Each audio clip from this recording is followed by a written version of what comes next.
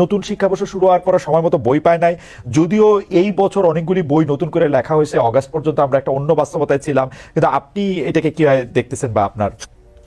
আমি এই বিষয়ে ভীষণ ক্ষুব্ধ, নাগরিক হিসেবে, সাংবাদিক হিসেবেও। প্রথম কথা হচ্ছে, একটা কমিটি তৈরি করা হলো বইয়ের ব্যাপার, বইগুলি দেখবার ব্যাপারে।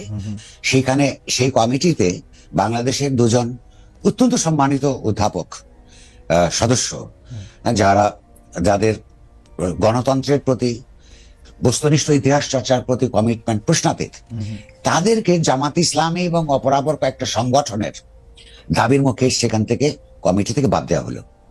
আচ্ছা, এই সরকারের উত্থানের মধ্য দিয়ে আমরা একটা জিনিস লক্ষ্য করছি, বিশেষত শিক্ষাঙ্গনগুলোতে এবং শিক্ষার পাঠ্যক্রম নির্ধারণ করবার ক্ষেত্রে যে নীতিমালা চলছে, আপনার নীতিমালা কার্যকর করা হচ্ছে, সেখানে এক ধরনের ডানপন্থার প্রভাব আমরা লক্ষ্য করি। দ্বিতীয়ত হচ্ছে, বইগুলিতে আমি সবগুলি এখনো পর্যন্ত পড়িনি, 2-3টা এনেছি, গতকাল রাতে পড়া শুরু করেছি। ইতিহাস লিখবার ক্ষেত্রেও বা পুনর্লিখনের ক্ষেত্রেও আপনার এই যে পদ্ধতিতে করা হচ্ছে এবং যে সমস্ত টেক্সট কয়েকটা চোখে পড়েছে, এগুলো সব ঠিক নেই। একটা জিনিস হচ্ছে, আমি একটা অনেকের গালি খাওয়ার ব্যবস্থা করছি নিজের বিরুদ্ধে, কিন্তু আমি জানি কিন্তু আমাকে এটা বলতে হবে। যেমন ধরুন, বাংলাদেশের যে স্বায়ত্তশাসন এবং স্বাধীনতার সংগ্রাম, এটা দীর্ঘ।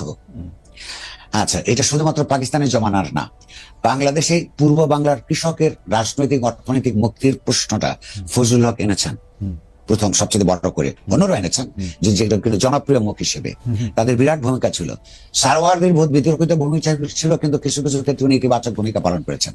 মৌলানা ভাসানী আজীবন আপনার মানুষের জন্য, গণতন্ত্রের লড়াই করেছেন।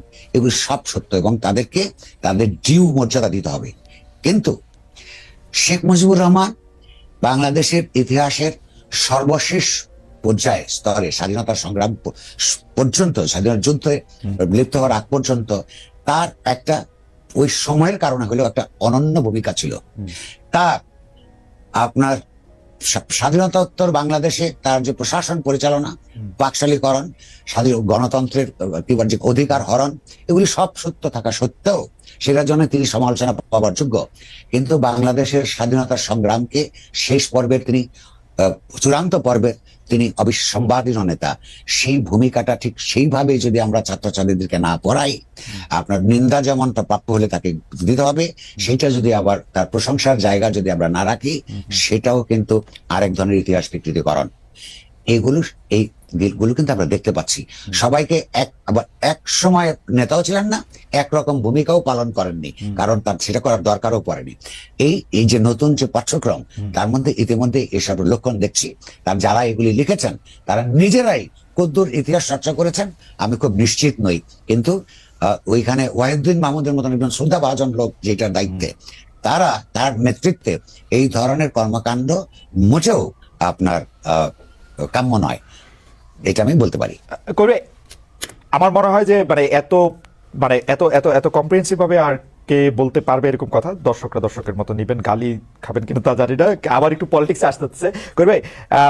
এতদিন পর্যন্ত বিএনপি ইলেকশনের টাইম নিয়ে একটা কোনো টাইম ফ্রেম বলতেছিল না। তারা শুধু বলতেছিল যে আমরা একটা যৌক্তিক সময় দিতে চাই, যৌক্তিক সময়টা কি সেটা আমি মির্জা ফখরুল ইসলাম আলমগীর পর্যন্ত পৌঁছাতে পারছিলাম। তার